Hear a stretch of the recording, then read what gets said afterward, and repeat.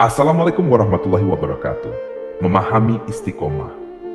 Saya contohkan, ketika kita kerja di pabrik atau perusahaan, maka belum dianggap kerja dan akan dapat gaji dari pabrik kalau kita belum istiqomah.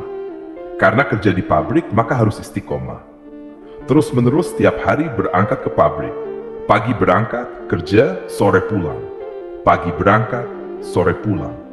Baru nanti sebulan digaji sama pabrik tempat kita kerja. Orang lain yang tak kerja di pabrik mungkin akan berpendapat atau mencela. Wong kok tiap hari berangkat kerja oleh-oleh apa? Atau mengatakan, orang kok sia-sia, bendino berangkat kerja, apa nggak bosen? Dan lain-lain pendapat. Ya terserah orang berkata apa. Atau kamu akan dikatakan orang sesat, tiap hari kok besenit, seragam, berangkat ke pabrik, wong sesat, stres, dan lain-lain.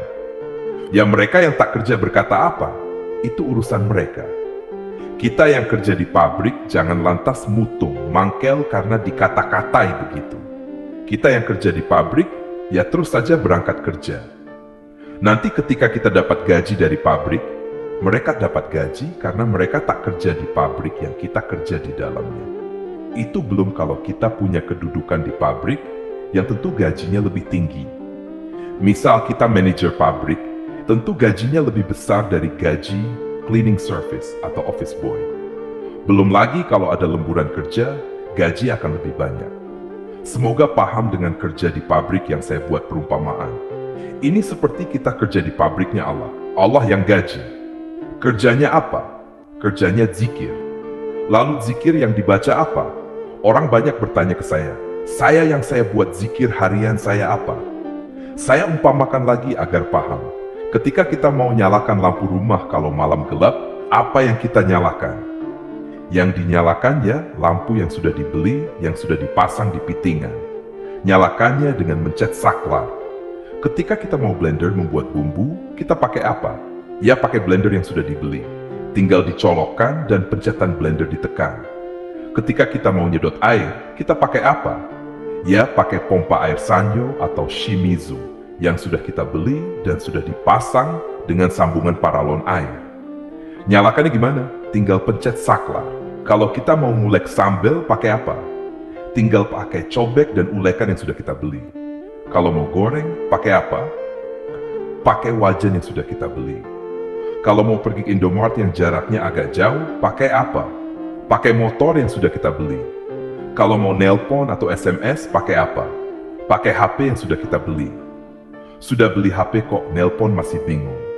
Sudah beli motor kok mau bepergian ke Indomaret masih bingung. Sudah beli lampu kok rumahnya gelap-gelapan, mau nyalakan lampu bingung pakai apa. Puasa tingkatan itu umpama beli amalia, beli sarana zikir. Zikir yang dipakai harian itu ya amalia, zikir yang sudah dibeli dengan puasa itu. Puasa itu umpama membeli amalia zikir. Jadi untuk istiqomah harian kita pakai zikir yang sudah puasai. Zikir kita itu umpama peralatan multifungsi dan guna pakai kita tujukan. Guna pakainya itu terletak pada doa kita ketika mau menjalankan zikir. Jadi orang yang sudah beli HP, ketika mau nelpon bingung, padahal di tangannya sudah megang HP. Itu umpama orang yang sudah puasa tingkatan, sudah punya zikir, tapi bingung mau zikir apa. Zikir harian dari zikir puasa yang sudah dilakukan, itu umpama orang yang kerja di pabrik. Selama kamu belum istiqomah zikir harian, kamu jalankan tiap hari, mustahil kamu akan digaji oleh Allah. Kamu tak kerja di Freeport, tak pernah berangkat kerja, tak pernah daftar ke Freeport, lalu kamu berharap dapat gaji dari Freeport? Ngimpi. Kerja daftar jadi karyawan di Freeport, berangkat tiap hari. Baru nanti sebulan kemudian kamu akan digaji. Sekalipun kamu sudah daftar jadi karyawan Freeport tapi tak pernah berangkat kerja atau kerja hanya sekali, lalu kamu mengharap gaji. Memangnya Freeport miliknya Mbahmu? Nah, kerja di pabriknya Allah, melakukan zikir itu juga begitu. Kalau kamu tak istiqomah zikir tiap hari, Allah juga tak akan menggajimu. Setelah kamu istiqomah, maka kemudian Allah akan menggajimu. Lalu bagaimana caranya Allah gaji? Loh kok kamu mempertanyakan Allah bagaimana dia menggajimu? Allah itu ngurusi makan semua makhluk saja bisa. Sampai cacing, sampai kutu, sampai kucing, kutu kepalamu, bahkan semut, gurem. Semua yang memberi makan itu Allah. Mana ada Allah yang memberi makan? Lo ini semut saja. Semut itu kan banyak. Sate, bawah, di mana-mana ada semut.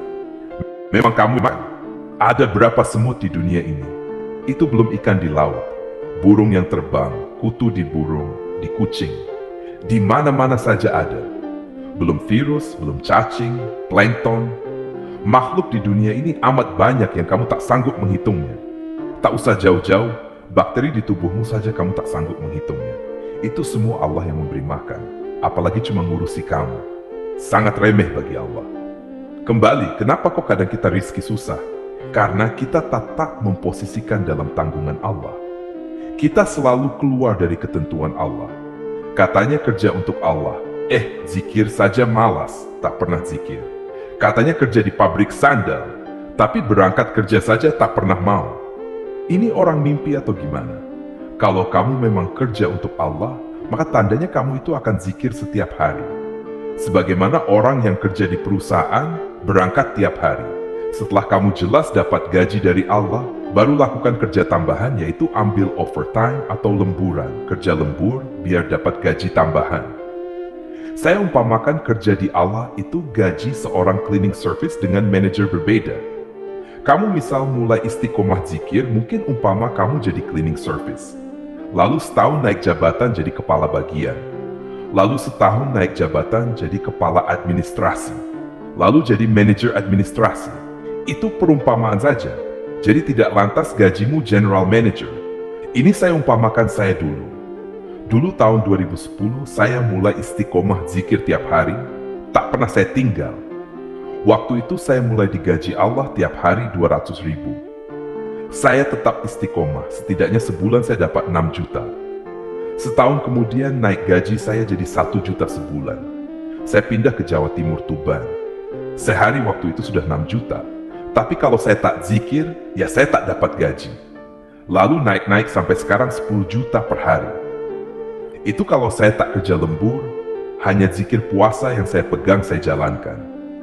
Kalau saya setiap selesai sholat 5 waktu zikir, maka pendapatan saya juga beda. Kalau 24 jam saya tak berhenti zikir, sehari semalam bisa dapat 200 juta. Ini logika kita berpikir, menimbang, hitung-hitungan kalkulasi. Daripada saya duduk tak zikir atau ngobrol tak dapat apa-apa, apa saya zikir dapat uang 200 juta? Kamu tentu punya akal juga bisa menimbang-nimbang.